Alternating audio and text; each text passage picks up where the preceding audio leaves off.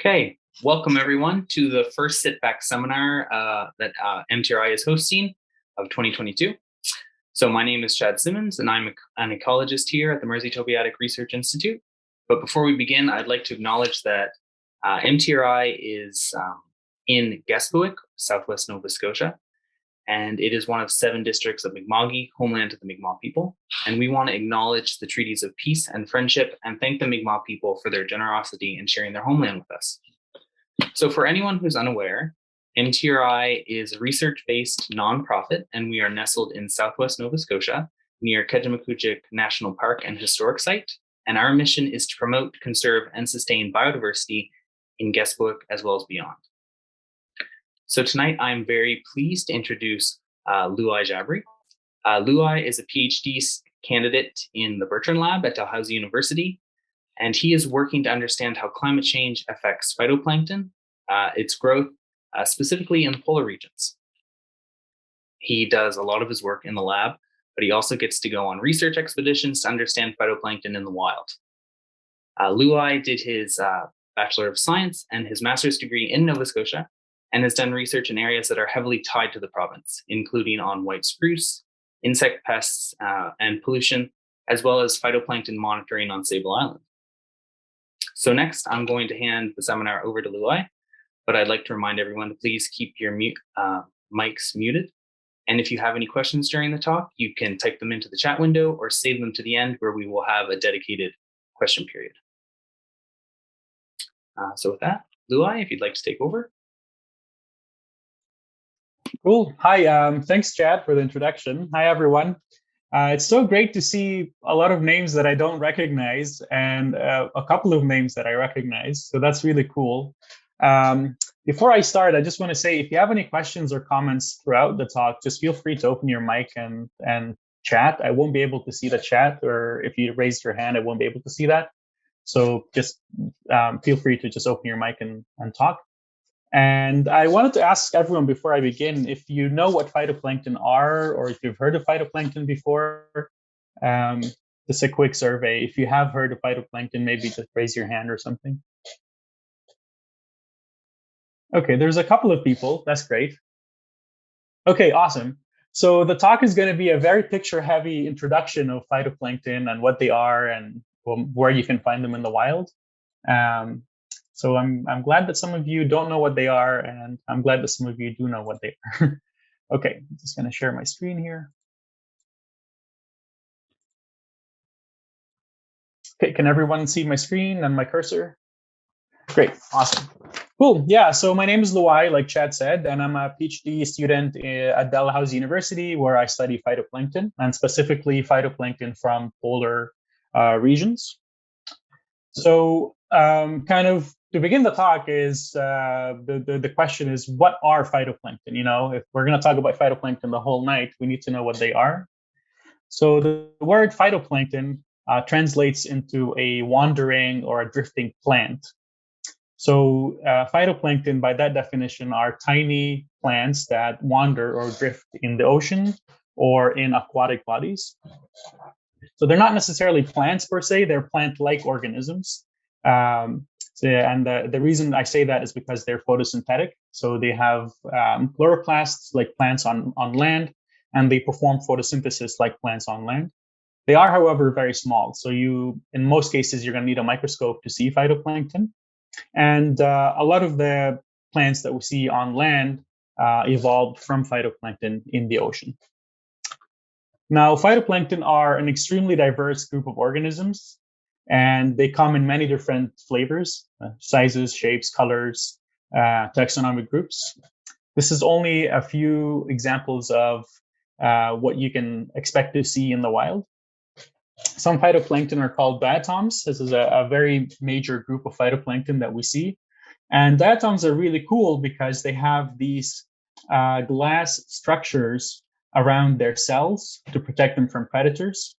And they form these beautiful shapes that you can see under the microscope.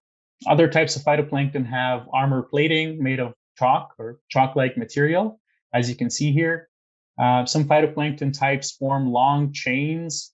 Some form these big globs. Each one of these little dots is a phytoplankton cell.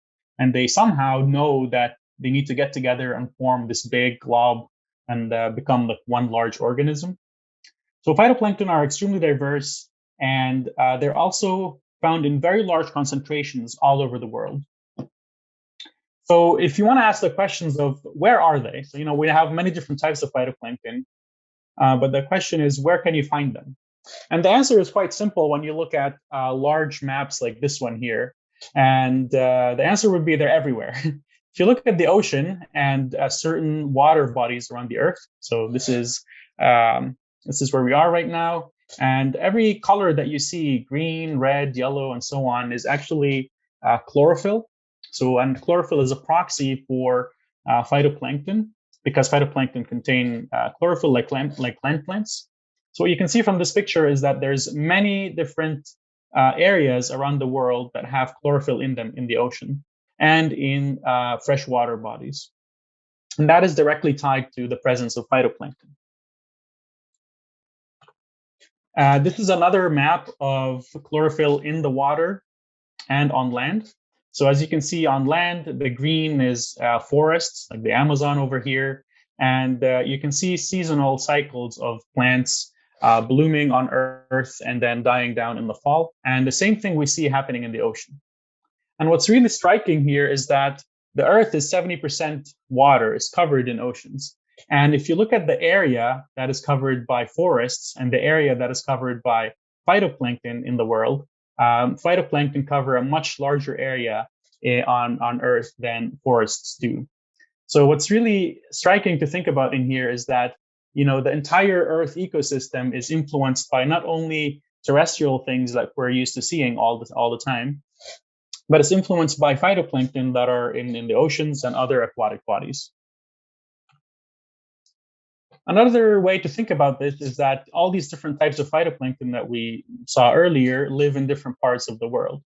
So in this map here, this shows 4 different main types of phytoplankton. And these 4 different types like to live in different regions of the world. So diatoms that are shown in red here tend to like to live in colder regions closer to the poles, as you can see shown in red here. And other phytoplankton species like Synechococcus and Prochlorococcus, which are very small prokaryotic cells, they like to live in warmer regions closer to the equator. Now, phytoplankton are also found in very large concentrations right outside of Nova Scotia. If you look at the satellite colored image here, this is Nova Scotia, this is the entire province. We see in the water around Nova Scotia, there's very high concentrations of chlorophyll. So any color that is red, green, or yellow is an indicator of chlorophyll presence. And what we see from the satellite image, that there are a lot of phytoplankton in the water around Nova Scotia. Then you can also look at satellite images, like actual pictures that are not colored for chlorophyll as a proxy. And you can see that the water actually turns a different color during phytoplankton blooms. And phytoplankton blooms are periods where phytoplankton cells grow in large quantities. And with this satellite image is striking because you can see actual phytoplankton cells, millions or trillions of them from space right on our doorsteps in Nova Scotia. They also like to live in extreme environments, such as the poles, like I talked earlier. And these are the species that I like to study, or that I'm studying for my PhD. What's really cool about these phytoplankton is that they literally live right in the ice or on the ice.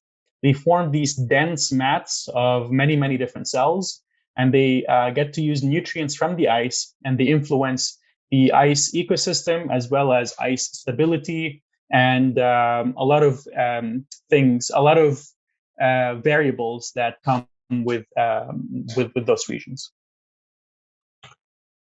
Phytoplankton are also found in freshwater areas, so like rivers, lakes, wetlands.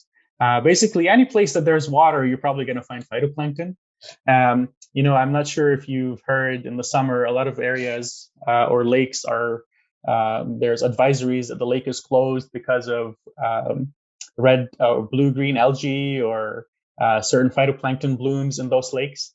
So phytoplankton can be found in those freshwater regions as well. Phytoplankton can also be found in some unconventional places, such as on land. So one place that you can find phytoplankton is on trees in lichens. So when you look at a lichen, there's a lot of different colors that lichens have. So green, and sometimes lichens can be brownish in color. And this is because of a symbiotic relationship that lichens develop with phytoplankton cells, certain algae cells. So the lichen is this, complex organism of fungi or fungal hyphae that wrap around algal cells, and they form this organism that is a mixture of both. So the algal cells have a place to live, and the fungi use the food that the algal cells produce to survive.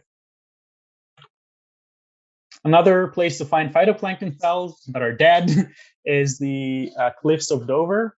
So these are found in England, and they are these massive cliffs, I think about 100 meters high, that were formed many millions of years ago when England was underwater.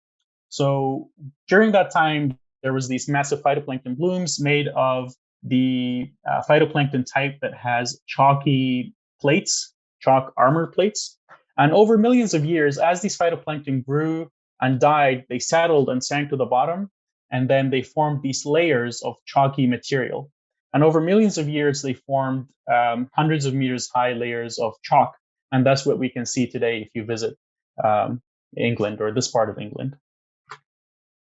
You can also think of phytoplankton when you're using insecticides for your garden. If you buy diatomaceous earth, this type of earth is actually made of the shells of diatoms. So diatoms are the type of phytoplankton that have this glass cell wall on the outside. And it turns out that when they die, this glass cell wall shatters a little bit and becomes very sharp. And when you spray it on plants or in different areas, it kills the insects by drying them out. So it kind of scratches the insect, and the insect gets dried because of those scratches. So next time you buy diatomaceous earth, if you have a microscope or access to a microscope, maybe look at it and you might see some cool structures. One place you can also find phytoplankton is in your own backyard. I'd recommend that you just go to a pond or the ocean and collect some water. And if you do have a microscope or access to a microscope, maybe take a look. And if you don't, you can get one of these little handy microscopes called foldscopes. If you visit this website, you can purchase them there, or you can contact me and we can arrange for you to get one. These are very inexpensive microscopes that you can put together at home, and you can just view samples of water and you'll be able to see phytoplankton cells like these beautiful diatoms there. So phytoplankton are everywhere. They're beautiful, but how do we study them? So one of the ways to study phytoplankton is to go to where they are, where they're found. So this picture here I took of Greenland while we were on an expedition to study phytoplankton around the Greenland-Iceland area. So we get to go on expeditions and visit phytoplankton in their native habitat. This is an expedition we were on a few years ago on the Hudson that is now decommissioned. And we packed the boats with very different types of equipment and different scientists and take out to sea. And then one thing we can do is collect seawater using certain instruments. And when we collect the seawater, it will contain millions of cells of phytoplankton. We filter those phytoplankton cells, and when we study them in various ways. We can analyze them on different instruments. We can analyze their nutrient content. We can take them back to the lab, and so on. It's a video here of an instrument we were deploying. So this is the instrument here that you put in the ocean at various depths. And the bottles in here close at these various depths. And when they close, they capture water at that depth that contains phytoplankton that live on those depths. This instrument weighs about 2.5 to 3 tons. It looks a bit small in this video, but it's the size of a car. So it's a really neat procedure to dunk this massive instrument into the water, collect a bunch of water at different depths, and bring it back on the ship to analyze its contents. Another way of studying phytoplankton is to bring them into the lab and perform more controlled experiments on them. So for example, if we want to study how temperature change affects phytoplankton growth, we can bring them into the lab and grow them under different temperatures. And this is what's happening here. We can grow different types of phytoplankton. We can isolate different types. We can also study their cells in a lot more detail in the lab. So this is a microscopy scan that I took of a cell that I study. And we can look at a 3D reconstruction of the cellular structures. The red here are the chloroplasts in the cell. So this is where photosynthesis actually happens. You can also look at the molecular structures within the cell. This is a cryo-EM picture, or an extremely high resolution picture of different proteins and different molecules in the cell that was taken at a different university. We can also use very fancy equipment to study the molecular mechanisms that control cellular growth and cellular behavior. This is called a mass spectrometer that we have in our lab. And we use this mass spectrometer to study proteins in the phytoplankton cell.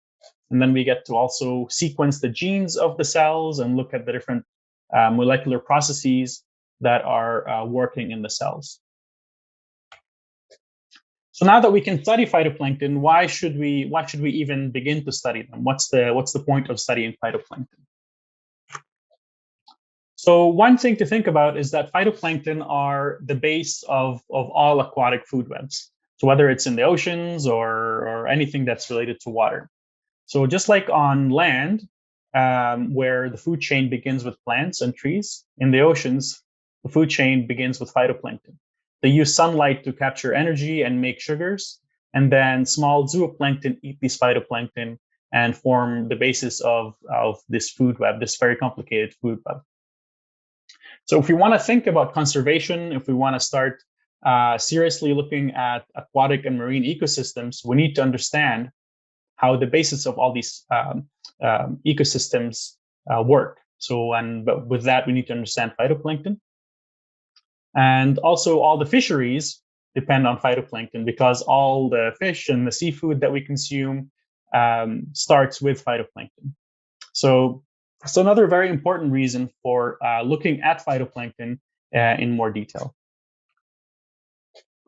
Another reason for studying phytoplankton is that they are very important primary producers, and by that I mean they through photosynthesis they absorb carbon dioxide and they produce oxygen, and that's oxygen that we actually breathe.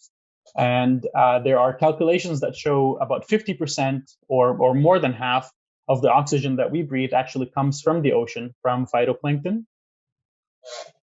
And about 1/3 of all the carbon dioxide that is produced by humans is absorbed by phytoplankton in the ocean every year.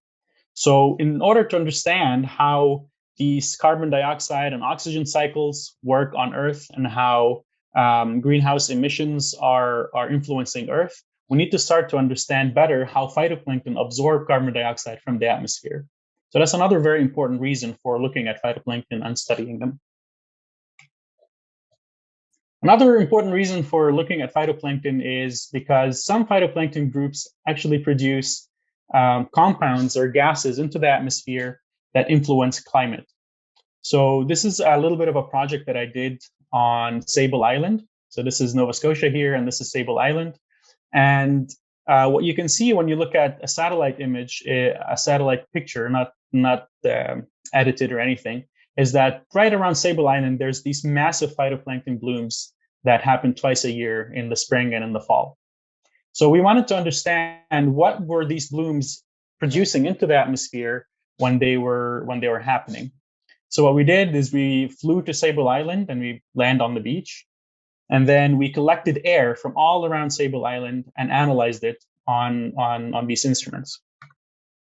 And what we found is that during phytoplankton blooms, there was a lot of compounds in the air. So when there was a lot of phytoplankton in the water, the air was full of these different types of compounds. And this is one of the most densely one of the times where there was a lot of compounds in the air was when there was a lot of phytoplankton in the water. So there was a really neat correlation between phytoplankton presence and compounds in the air. Now, when we looked at the composition of these compounds, we realized that a lot of them are actually cloud forming compounds. And what that means is, as phytoplankton live in the ocean, they produce these gases, and then these gases escape the ocean and go into the atmosphere. Then, through a series of chemical reactions, these gases help the formation of clouds.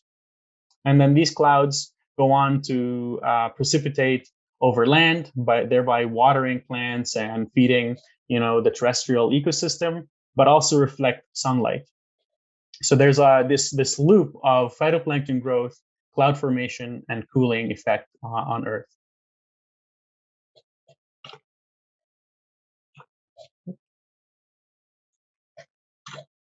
Okay, and then finally, I want to end the talk with this this model video of phytoplankton around Earth. And as you can see here, this is looking at the ocean. This is Nova Scotia here. And as you can see here, over the years, phytoplankton grow, they bloom, and then they die, depending on the seasonal cycle. So during the winter, they die. During the summer, they bloom. And what's really important here to notice is that while we want to live on Earth and understand how Earth functions, we need to keep in mind that phytoplankton cover 70%, basically 70% of Earth's area.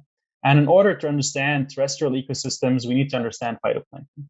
And with that, we also need to understand how phytoplankton are reacting to environmental change on Earth. So as Earth warms up due to greenhouse gases, we also need to understand how phytoplankton presence on Earth changes. And that's the end of my talk. And I'm happy to take any questions. Great. Thank you, Loay. Mm-hmm. Does anyone have a question?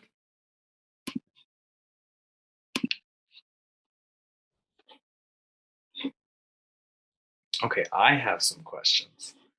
So you showed some really cool pictures of these blooms off of Nova Scotia. What kind of conditions encourage those blooms? Yeah, so that's a very good question. There's a couple of conditions that encourage those blooms, and when I showed the picture of me in front of the Hudson, that's what those research expeditions actually go out to find out. So some of the conditions include the availability of nutrients. So during the summer, there's a lot of nutrients that are drawn down by phytoplankton, and the water becomes nutrient deplete. But then in the winter, the nutrients are replenished in the water. And then, so there's a lot of nutrients, but the water is too cold and there's not enough sun. So nutrients are one condition, but then the availability of light is the other one. So when the light availability is more, and also the temperature. So there's three main factors: the right temperature, enough light, and the right amount of nutrients. So then do we tend to see the biggest blooms in like springtime when there's that good balance of lots of sunlight and lots of nutrients from the winter accumulation? Yeah, exactly. So there's the springtime is the perfect time for those blooms. And if I can go back to my plot there, this here. So as you can see, this is January, February, March, and then April, we see all these gases in the atmosphere over Sable Island. And this is corresponding to the time when all these phytoplankton are growing in the water. And then they keep growing in the spring, late spring, summer, and then there's another spike in gases in the atmosphere that happens in the fall, early fall. And this turns out to be a different type of phytoplankton that is able to grow under lower nutrient conditions. That because when these phytoplankton were growing here, they were using all the nutrients. But when you get to August, the water is nice and warm. There's a lot of sun, but there's not a lot of nutrients. So there's a bloom of phytoplankton species here that don't require a lot of nutrients to grow. Mm-hmm. Interesting. That's so cool. Yeah. So that kind of leads to my. Oh, does someone else have a question? I do have a question. I just wanted to say that was a really fascinating presentation. I really, really enjoyed it. So one question, I'm learning about lichens, and I understood about the symbiotic relationship between the fungus and algae. Are phytoplankton, planktons and algae the same, or are they? How would you explain that? Yes, yeah. So phytoplankton and algae are the same. It's okay. You can interchange. They can be used interchangeably. The word, yeah. Okay. So there are certain algae that are large. So certain big leaves and right. and whatnot. Phytoplankton tend to be microscopic organisms, but they are a type of algae. Okay. Yeah. Well, thank you for that. Yeah. And my other question is, we've gone kayaking at night in the Annapolis Basin to see the phosphorescent phytoplankton. Can you just explain a little bit about how that works? Yeah. So let me see. There's a specific type of phytoplankton that likes to produce these bioluminescent tides. So if you look at this picture here, there's a type of phytoplankton called dinoflagellate right here. So these types of phytoplankton have chemical compounds in their cells that when they're mixed together, they fluoresce. They produce a flash of light. Sometimes they are produced by phytoplankton, and other times they're produced by zooplankton, so slightly larger organisms. Okay. But the process is similar in both. The way that they're produced is similar in both. And the reason for doing this is still a little bit unknown. But some researchers think it's because they use it as a protection mechanism. So what you notice if you see this is it happens at the wave break, or as waves are breaking, when there's some mechanical force. So the hypothesis is that if something is coming to eat the phytoplankton can sense that mechanical pressure and produce a flash of light to startle the predator. Okay. Well, it's really fun. We splash our hands around in the water, and every time you put the paddle in, you see it, and it's just magical. We'd be out there giggling like little school kids. It is. It's really cool. Yeah. Well, thank you very much. I really enjoyed your presentation. Thank you for listening. Kate, do you have your hand raised? I do. Thanks. Thanks, Loay. That was really great. I really appreciated it. I have a question about the sea ice cover and the what you're talking about specifically there. And I was curious about the relationship between the sea ice cover and phytoplankton abundance in the polar regions. And as climate change is happening, how do you see the sea ice cover receding having effect on phytoplankton blooms? Thanks. Yeah, thanks for the question, Kate. That's a very important question, and that's a very big part of my PhD, actually. So we don't really understand fully what will happen because of the retreat of sea ice, and what will happen to phytoplankton that rely on sea ice. And that's because of several reasons. One is because the sea ice is full of nutrients that phytoplankton need. So as sea ice melts, these nutrients are going to be depleted with it. So the hypothesis is that the phytoplankton that live on the sea ice or live in very close proximity to the sea ice will lose access to those nutrients and won't be able to grow as well. And the other piece of information that's still missing is that phytoplankton also live in a complex ecosystem. A cell doesn't live alone as a cell. It lives with many other tiny microorganisms living around it, and they live among many other cells. So as the sea ice disappears, a lot of other organisms also disappear with it.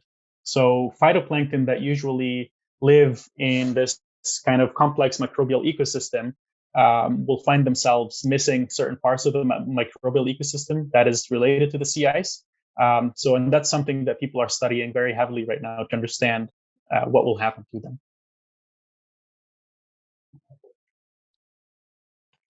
I kind of have a follow-up question to that about climate change. So you said that they're really good at absorbing carbon dioxide.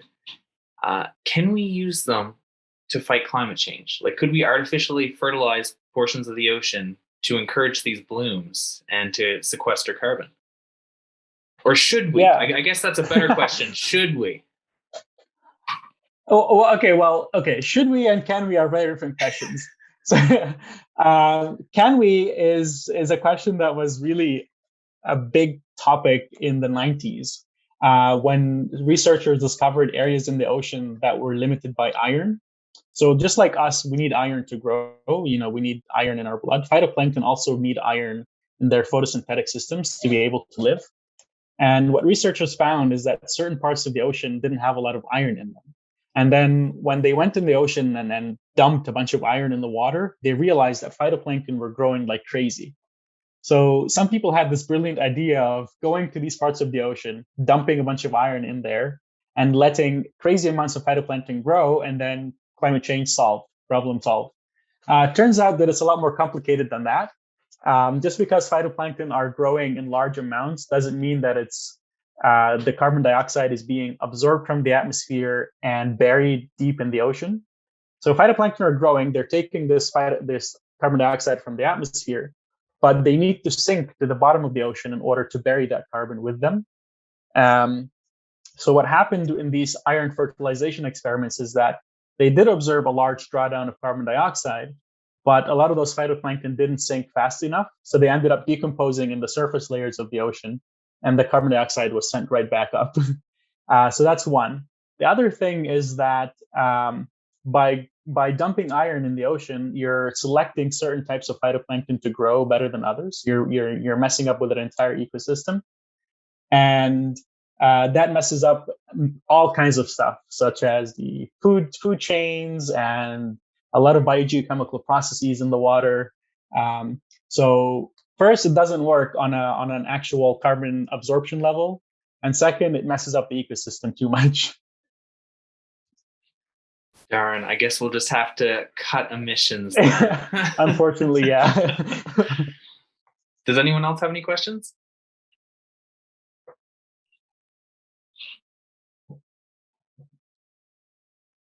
Okay, great. Thank you once again, Loay. That was a really interesting and awesome talk. And thank you everyone for joining us tonight. And I'd also like to thank the Region of Queens for giving us funding to support our seminar series. So if anyone here is interested, you can join us next month on the last Thursday.